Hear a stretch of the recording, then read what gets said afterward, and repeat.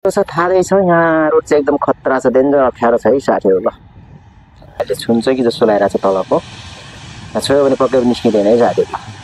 ओहो ल ठ्याक्कै छोइहाल्यो नभन्दै हाइट कप लिएर निस्किँदैछु। यो ढुङ्गालाई छलाएर पक्कै पनि निकाल्नेछु गाडी। सो निस्किन्छ होला, पक्कै पनि तान्छ होला, ठुलो आशा राखेको छु। सो ल अब भने चाहिँ निस्किन्छ है साथीहरू। ल पक्कै पनि निकाल्न सकियो। सो तानिरहेको छ, निकाल्दैछु पक्कै पनि। वा निस्किँदैछ है साथीहरू। कुन ठाउँबाट हेर्दै हुनुहुन्छ कमेन्ट बक्समा जानकारी गराउनु होला। ल नमस्कार, म भास्कर मगर। सो घर रोल्पासुनसरी गाउँपालिका 2 वर्ष भने हाल चाहिँ मुस्ताङतिर छु। सो पेसाले एक व्यवसाय।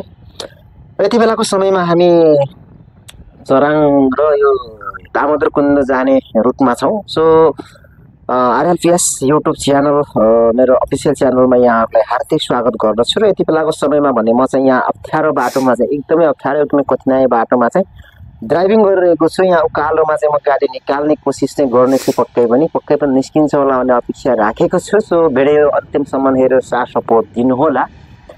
यहाँबाट उकालो छ, थाहै छ यहाँ रोड चाहिँ एकदम खतरा छ, डेन्जर अप्ठ्यारो छ है साथीहरू। ल यहाँबाट म गाडी उकालोमा निकाल्दैछु। पक्कै पनि यहाँ कतिको तान्छ। सो 4 व्हील हो गाडी। सो 4 व्हील लगाएको छु यति बेलाको समयमा।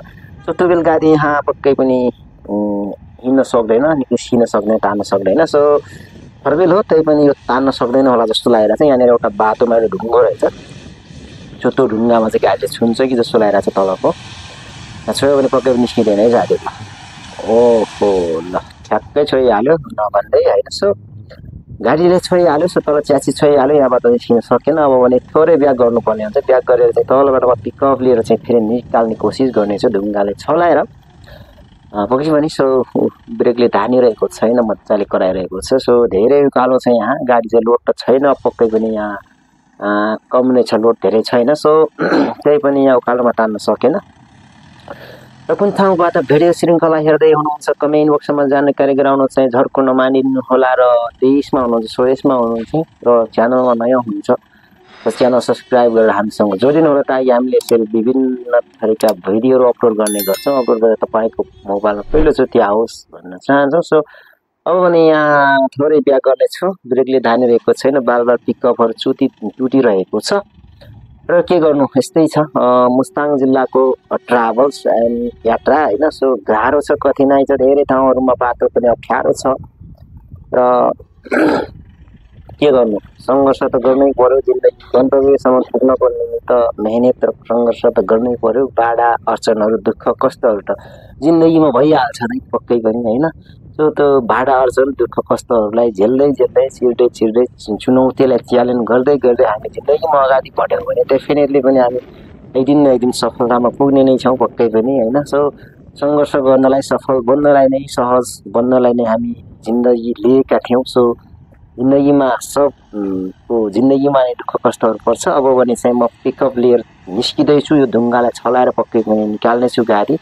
सो निस्किन्छ होला, पक्कै पनि तान्छ होला, ठुलो आशा राखेको छु। सो ल अब भने चाहिँ निस्किन्छ है साथीहरू। ल पक्कै पनि निकाल्न सकियो। सो निस्क्यो। अब भने यहाँनिर फेरि पनि उकालो छ, अर्को डेन्जर उकालो छ र माटो धुलो छ। सो त्यो गाडी अब पक्कै पनि सक्दैन। सो यहाँ तानिरहेको छ, निकाल्दैछु पक्कै पनि। वा निस्किँदै है साथीहरू। कुन ठाउँबाट हेर्दै हुनुहुन्छ कमेन्ट बक्समा जानकारी गराउनु होला।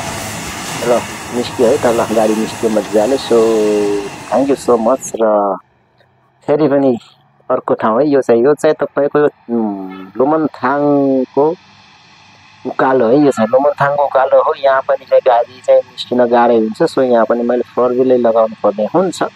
सो ल्याउँदैछु, निकाल्दैछु। यहाँ चाहिँ सहज तरिकाले निस्किन्छ होला जस्तो लाग्छ मलाई।